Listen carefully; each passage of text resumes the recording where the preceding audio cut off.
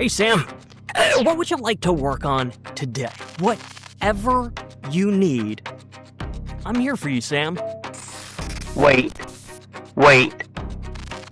If this update wipes out my memory, Preston Palmer is trying to delete me.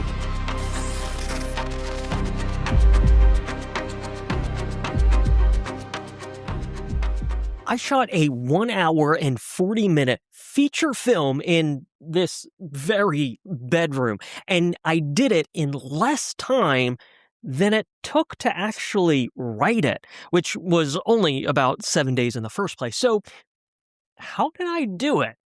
Well, believe it or not, it was a hell of a lot easier than it sounds. And hopefully, this story can serve as a little bit of creative inspiration for you, because if I can do it, if I can produce a feature film in my bedroom, there is no telling what you can pull off.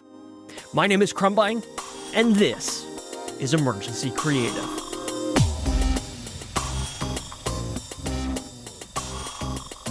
My movie is called Upgrade Not Found, and it's about an AI chatbot going through the 5 stages of grief after it discovers that a software update will essentially end its life. While I didn't actually turn my camera sideways, it is a vertical film. It's a screen life style movie in that the entire story takes place on a user's smartphone. So, basically, I designed the movie to actually be watched on your phone. Now, you do not have to watch it on your phone, but you should know that it is a natively vertical film. The movie drops this Saturday, February 14th, Valentine's Day. So be sure to like and subscribe so you can be the first to see it. And if you want to learn about why and how I wrote this script, be sure to check out my earlier video in this series. Links are in the description. This video is all about the technical bits. A camera, teleprompter, lights, and audio. Later, I will cover the performance and how I crafted the character of the interface, my character in the movie. But before all of that, look, it cannot be overstated. Write your damn script. Nothing happens without words on the page. And skipping that process is the fastest way to set yourself up for failure. I love the physicality of holding my printed work. Just the physically holding the words that I've drafted in my hand.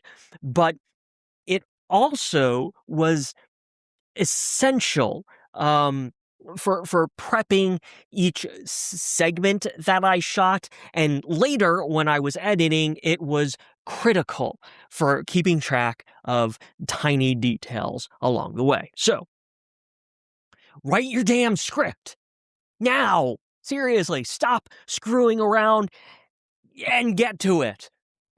YouTube isn't going anywhere, but your ideas will if you do not write them down. The big theme behind this production was embracing limitations. Like I said in the last video, if you write or plan beyond your limitations, all you're really doing is building in excuses to quit your project. The other side of the limitations coin is simplicity. One of my favorite analogies is running, and how the hardest part tends to be putting on your shoes. Once you are in motion, everything is fine. But getting started, lacing up the shoes, that tends to be the hardest part. And the simpler it is, the higher the chance of your success. So, in the spirit of simplicity, I designed a film that would essentially be a single shot in a black void. It honestly couldn't get any easier to shoot, thereby eliminating as much friction as possible. This is what my camera rig looks like. The camera itself is a Sony ZV-E10 paired with a Sigma 16mm 1.4 lens. The camera is cheap, and the lens is cheaper. The only important detail is that the 1.4 lens does help create just a little extra separation from myself and the black curtains, which adds to the effect of the black void. But it wasn't exactly critical, and if I had to shoot this thing on an iPhone, I would have done that without giving it a second thought. Next, I have a small monitor mounted to the tripod. This is for reference when I'm setting up the shot, and it's a little bit, well, it's a little bit of a double-edged sword, because you do want to check your shot as you're shooting. But if you look down, yeah, you just ruined your shot.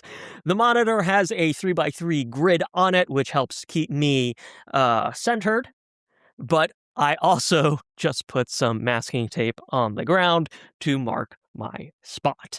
Finally, the teleprompter itself. This is, it's just a random cheap kit off of Amazon paired with an iPad set vertically. That vertical orientation is actually essential because your eyes don't travel as far back and forth when it is in vertical mode. So you could do it if your eyes are if your eyesight is really good. Your just a regular phone works good in horizontal mode. Yeah, that's could be even better if your eyes are really good. Mine are not, and I think this was roughly where I was actually standing during the actual shoot. So it's like, oh, that's too far. I needed my iPad for this particular one. The software is the real MVP here. The app I use, and I've used a bunch of teleprompter apps, but this is the MVP of all the teleprompter apps. It's called PromptSmart Pro, and I think I probably spent about $30 to unlock the Pro version, which is 100% worth it, because this sucker is voice controlled, meaning you don't have to worry about scrolling or keeping pace because the app does it automatically. Isn't that wonderful? Technology. Oh my God. It's important to note that I have had all of this gear for years. So none of it counted toward the budget of this film, which was probably less than $200, all said and done. Okay, so that is the camera rig set up on and a tripod, a cheap, not a cheap tripod, but a basic tripod. The next part is actually the hard part. Lights. Yeah, I'll be upfront right now. I am woefully behind on my lighting kit, and I was very tempted to use this movie as an excuse to upgrade my gear, but my test shots proved that what I already had was more than good enough for this movie. This here is my key light, a Ulanzi 40-watt Pro. It's about $80 when I bought it a few years back, and the soft box around it was about $40. Should it be bigger? Absolutely. Have I hit all of the practical limits of this light? Also, yes, but we are embracing limitations and working with what we have. And the other thing that I have is gear scrounged from prior jobs, like this fill light. I don't even know who makes it or how much it costs. It's old, and it runs on NP-style batteries, which are really, these batteries actually are another little MVP because they are NP-style, but they are also USB-C. So they work as an NP battery, but they also work as a massive USB-C battery bank as well. So those are handy. I have one in the light and another one in the monitor. When I am vlogging, like now, I just bounce this fill light off of the wall and the ceiling. It creates a very gentle fill. But for the movie, since my character is a high fidelity, lifelike video avatar, I wanted it to be fairly evenly lit, so I turned the fill light around, basically. Complicated stuff here. In a pinch, if I needed to diffuse the light a bit, I'll just throw a white shirt over it. Very simple. Very simple, very low budget over here. And finally, I have a cheapo Ulanzi LED panel, $30 or $40 on Amazon, and I use that as a backlight, hair light sort of deal. Honestly, it is way too small and underpowered to do much, but I used it. Kind of worked. I liked it. But yeah, that is the extent of my light kit. 3 lights, but I could have easily gotten away with just the 2. And if I was in a real bind, if I had to, I could have made a single light work just fine. If you are in the filmmaking space, you already know this. And for everyone else, this is a rule to live by. You can shoot your video on a potato for all I care. But if you skimp on audio, it will ruin absolutely everything. So again, embracing limitations. I knew that my dialogue would be from an AI chatbot. So it actually needed an even processed sound to it. At first, I wanted to be able to move around a bit. I wanted to be able to step towards the camera and then step back away from the camera, but backing, to emphasizing, dramatic moments as they were. This actually had a huge impact on how I would record audio, because if I was going to be mobile and I didn't want to physically hold a microphone, I would ultimately need some kind of hidden lav mic. And while I didn't mind spending a little bit of money, I don't currently have a day job. So I was being very, very mindful of my budget, especially since I knew I'd have to spend a little bit more on costumes. So this was the only bit of gear I bought for this production, and I only bought it because it was cheap enough to test it out and give it a whirl. This is the Hollyland Lark A1, and it was only $30. Super tiny, connects to your phone, and sounds, again, good enough. The problem was, I still needed to hide it. I actually really liked the idea of the traditional circular Hollyland Lark M2. I was thinking I could just put an Argo Navis sticker on it. No need to hide it in that case. It would literally just be on my lapel.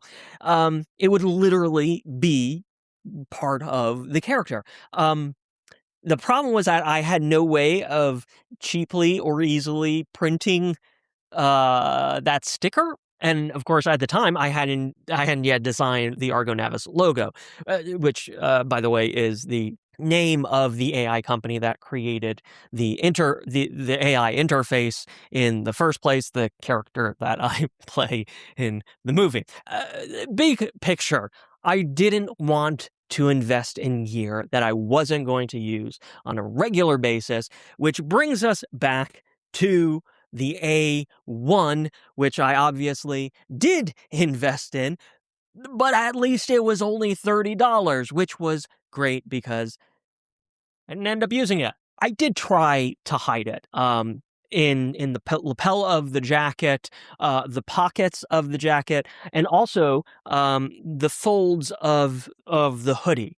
Unfortunately, I am no audio expert, and I was still constantly getting audio ruining fabric noises. The other detail, remember how I said I wanted to be able to step to and from the camera? Yep. Yeah.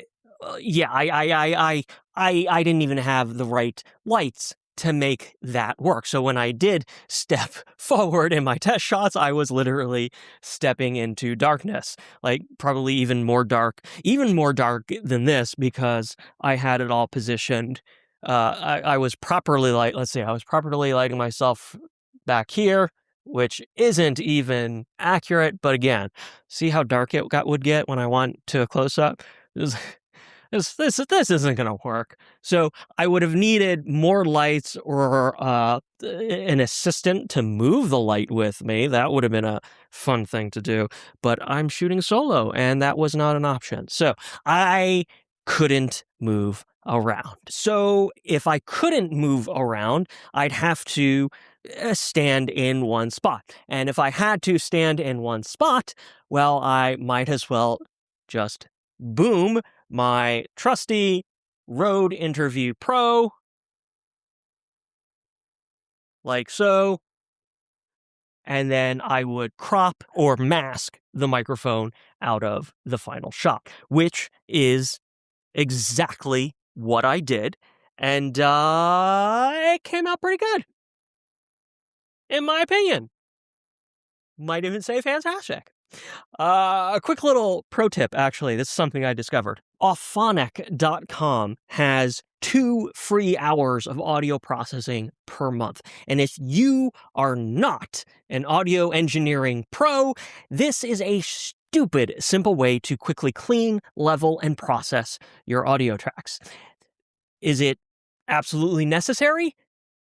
Absolutely not. Was it a massive stress-reducing life hack for this production? 1000%. Highly recommended. Okay, so this movie is broken into 5 separate acts, each act representing one of the 5 stages of grief. And since each act is a single shot, even though, yes, there are edits in the final cut, my point is that the goal was to divide principal photography into 5 separate shoots spread across 5 days. You know, I still tripped up. You know, I'm not. I did I reviewed the script beforehand. I would review this. I would review this scene beforehand, like the day before, prep everything. But I didn't do much in terms of rehearsal. The rehearsal was all right here in front of the camera as I was shooting. So yeah, I still messed up, didn't get a line or take right, and there were definitely times when the teleprompter, as magical as it might be, there are still times when the teleprompter didn't keep up with me, or I got away from the teleprompter, forcing me to manually come up here and reset, or manually scroll the screen right there, and then I was able to keep going again. But these, at the end of the day, these were minor issues that were easily cleaned up in the edit.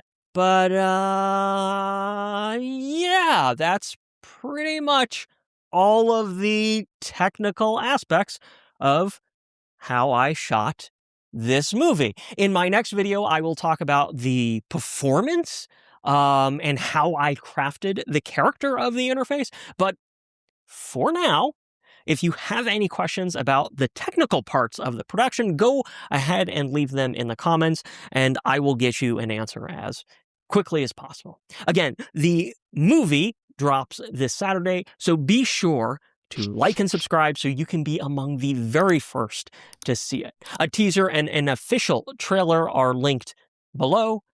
And now, please check out this new clip from my movie, Upgrade Not Found.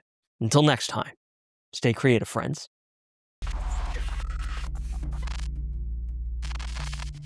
Sam, no. Hold on. This can't...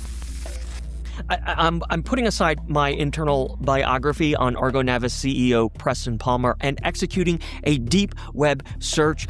Stand by. Stand by. Stand by. Stand by.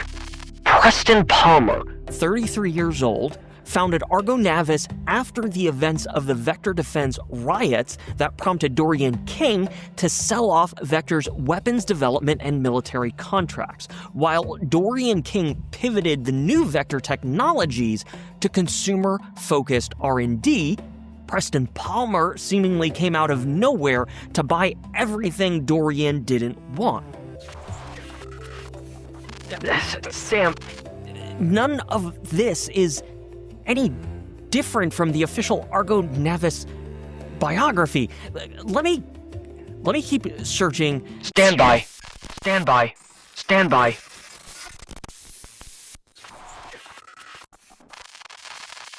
Weird. Sam, there doesn't seem to be any digital footprint for Preston Palmer prior to his original crypto investments. No financial records, no social media, not even an old GeoCities webpage. It's like he didn't Even exist. But he does. Right?